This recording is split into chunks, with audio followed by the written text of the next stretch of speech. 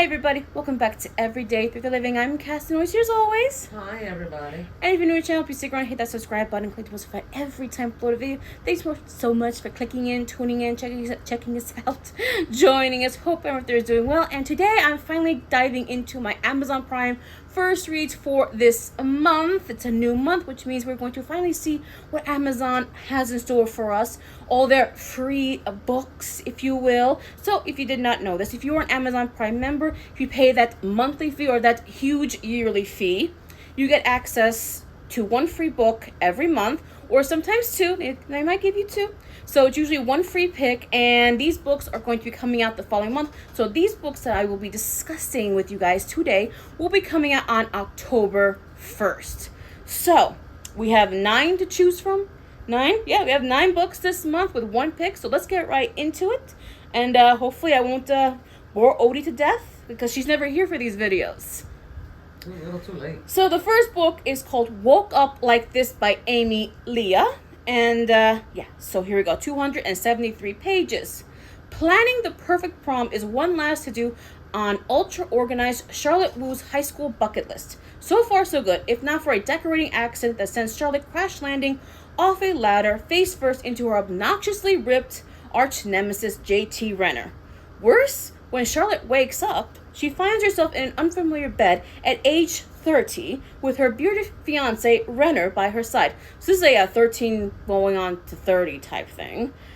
Either they've lost their minds or they've been drop-kicked into adulthood, forever trapped in the 30-year-old bodies of their future selves. With each other as their only constant, Charlotte and Renner discover all that's changed in the time they've missed. Charlotte also learns that there's more to Renner than irritating jock charm, and that reaching the next milestone isn't as important as what happens in between. Navigating a series of adventures. She's looking at me like, oh my would you God. just get to the point? And a confounding new normal, Charlotte and Renner will do whatever it takes to find a way back to 17.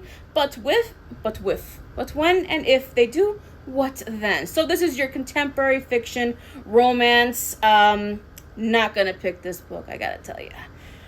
I don't read romance. I don't read contemporary fiction romance books. I just don't. Second book, These Still Black Waters by Christina McDonald, is the first book of a new series. First book in a series. New series, Jess Lambert series. So, 318 pages. This looks to be a nice, mystery, thriller, suspense. You know, my favorite stuff. After a violent home invasion, Nev McGuire returns with her daughter to Black Lake, her childhood summer home, hoping for a fresh start. But when the body of a woman is found floating among the reeds in a lake behind her house, she fears she has made a horrible mistake. Nev is hiding secrets, though. Detective Jess Lambert can tell. Recently back after her own personal tragedy, Jess knows what it's like to live with skeletons in your closet, and she's sure Nev has a few of her own. When another woman's body is found, Jess and Nev are forced to confront a horrible truth, because one thing is clear. The darkness of the past is waiting, and the secrets of Black Lake are only just beginning to surface. Oh, good gosh. Oh, this does sound interesting. Let's get right on to the next one. Book number 3 is The Witch's Lens by Luann G. Smith. This is book 1 of 2 of The Order of the Seven Stars. Is apparently a... The Order of the... I'm sorry. She was trying to do something. It didn't work out. It wasn't she was trying to do something. It didn't work out for her. You want to try again? No. Okay. World War One historical fiction. So, let's get right into it. Here we go. With her husband off fighting at World War I's Eastern Front, Petra Kirkova embraces her fleeting freedom, roaming the city at night with her camera. A born witch, she's discovered that she can capture the souls of the dead on film. That sounds really interesting.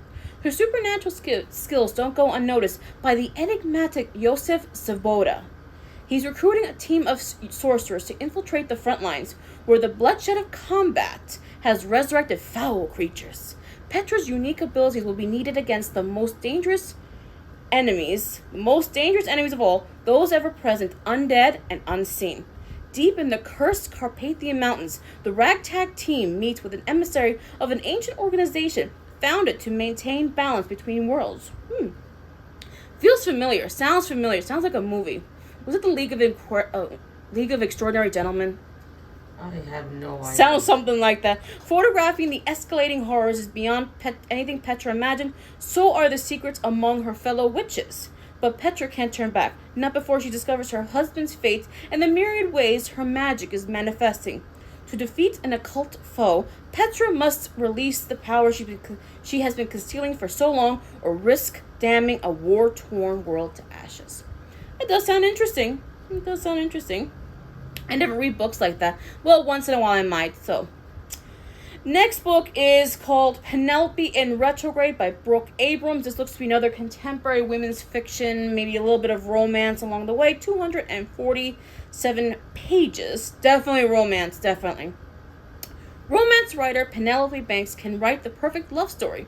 But when it comes to family, all she's got is a rough draft. Penny shelved the idea of fitting in with her high-achieving family years ago. But when her business venture, a romance bookstore, is at risk of closing before its doors have opened, she is forced to ask for help from the one place she never expected: home. Interesting. Penny's prepared for the usual Thanksgiving lineup: her perfect sister, meddling Nana, matchmaking mother, and workaholic father. That sounds like Stephanie Plum. The perfect sister, the meddling Nana, the mother who just can't deal with anything, and the father who just grunts all day. The guest she didn't anticipate, her ex-husband Smith. What kind of name is Smith? After an awkward rideshare with Smith leaves Penny questioning why the romance in her life exists only in novels, Penny adds some fiction to reality and turns her father's colleague into the perfect fake boyfriend. With only 4 days to mend damaged relationships and her bookstore's future at stake, all the stars must align for Penny to finally write a happily ever after for herself and her family. Oh, that sounds boring. Yeah, like I said, I don't really read those types of books. The next book, Just Stay Away by Toni Wirt. Now, this book, I remember when, the list came out and everything, and I was going through them. This one I was interested in, but at the same time, it was a little skeeved out by. Something with kids and stuff. Anyway, Craig Finnegan is determined to finish his book this summer. Finnegan. Yeah. Begin again. But being an aspiring writer while wrangling his 7-year-old daughter is not easy. So when Alice makes friends with the neighborhood boy Levi, Craig is happy she has a distraction from her constant visits to his own home office. But that happiness soon turns to misgivings as Levi's behavior evolves from that of a shy, odd boy into something far more disturbing. Strange noises in the middle of the night and things disappearing from their home could be explained away. Maybe it's the water heater, or maybe Craig simply misplaced his flash drive. Craig can't explain his paranoia, but he feels sure that Levi is behind it. As Levi's visits to their backyard become more and more frequent, Craig finds himself in the unwilling participant in a game he never asked to play, and one he's not sure he can win. Yeah, when I read that, I was like, I don't know, man. Kids being evil and such, and I'm like, nah, I'm not going to. No. So the next book is a short story, the only short story I believe that's being offered for this month, A Night at the Tropicana by Chanel Clayton. It is listed as a 1-hour romance short read. 41 pages. Oh my god, I was about to say Tropicana, where Ricky Ricardo worked. Havana, 1939. It's opening night at the famed Tropicana nightclub. Cuban-American college student Natalie Traynor, on vacation from Miami, is watching from the sidelines as usual. Then comes an invitation to dance from a handsome stranger named Antonio. I take it he's Cuban. Well, they said she's Cuban too, but with the last name Traynor, it's gotta be only on the mother's side. Normally cautious and reserved, Natalie somehow finds herself saying yes. A tiny thrill of rebellion, of taking a chance, and Natalie's in heaven. Will her first step into this unfamiliar realm set a new course for her life, or only tonight? Who knows? Who knows? I'm not gonna read it. I feel like I'd lose brain cells. I'm sorry. I feel like I'd lose brain cells. Next book, Fortune by Ellen Wan Steele. This looks to be, they call it a small town and rural fiction book. 345 pages. Looks to have a little mystery in it as well. One drop of blood for a chance at a multi-million-dollar windfall. Is it a philanthropic gesture from a billionaire widow? Some suspect a darker motive behind the DNA lottery. One tied to the 18-year-old mystery of an infant's unidentified remains that mars the history of the idyllic Rosemary Hills, Iowa. Right after the blood lottery is announced, 3 women fall under the suspicion of knowing something about that night. And their carefully kept secrets threaten to spill out too. Something's a-cooking? Something's a-cooking there. Cleo's our kitty cat. Cleo is a divorced single mom forced to return to her hometown and accept a strange job reading to an invalid recluse. Gemma is a controversial state senator whose re-election campaign and teenage daughter have her on the edge. And Alex, a divorce attorney, copes with the crumbling marriage of her own and the suffocating presence of a cold, overbearing mother. Suffocating me. Soon, unimaginable revelations of the past will collide with the present, and not just for Cleo, Gemma, and Alex. In this seemingly ordinary community, they aren't the only ones with long-buried secrets. Kind of interesting, actually. That's kind of interesting, I'll tell you. You think so? She doesn't like this at all one bit. This is a memoir, so this is a biography.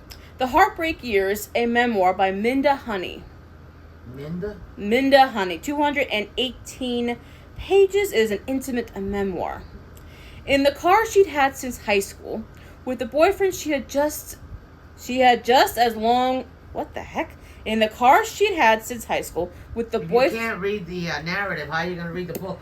With the boyfriend she had just as long riding shotgun, Minda Honey made the cross-country drive to sunny Southern California. By the end of 2008, Obama would be president, she'd be single, and a change would be upon us all. Thousands of miles away from her family and friends in the new era of smartphones and online dating, Minda navigates the treacherous waters of early adulthood and love, confounding relationships, steamy hookups, meet-cutes, chillingly narrow escapes. How many narrow escapes can you have? And the revelation that nothing plays out quite like the rom-coms she'd bet her heart on as a teenager. She was frustrated, heartbroken, resentful, and free, kinda. From California to Colorado to her hometown in Kentucky, Minda sets out to relaunch her life outside all that defined her adolescence. My goodness, this is wordy. Boring. In an unflinching memoir, Minda casts her gimlet eye on her past relationships and the complicated dynamics of consent culture, gender, sexuality, race, class. Remembering the promise and disappointments of her 20s with wisdom and compassion, this is Minda's story of a black woman coming into herself and changing her own world with resilience, embracing independence. So if you're interested in memoirs, definitely check this one out. Ugh. I won't be. It was very wordy. Run for your life. The last book for this month, aren't you going to say anything, Odie? Good gosh. Is a book called Deadlands, a novel by Victoria Miluch. 254 pages is her debut, apparently. So, here we go. Only the most hardened survivalists can endure living in the scorched deadlands of the former state of Arizona. Among them is 19-year-old Georgia Reno, who lives in an isolated desert settlement with her father and younger brother. Roads don't exist here. Visitors are more dark fairy tale than reality.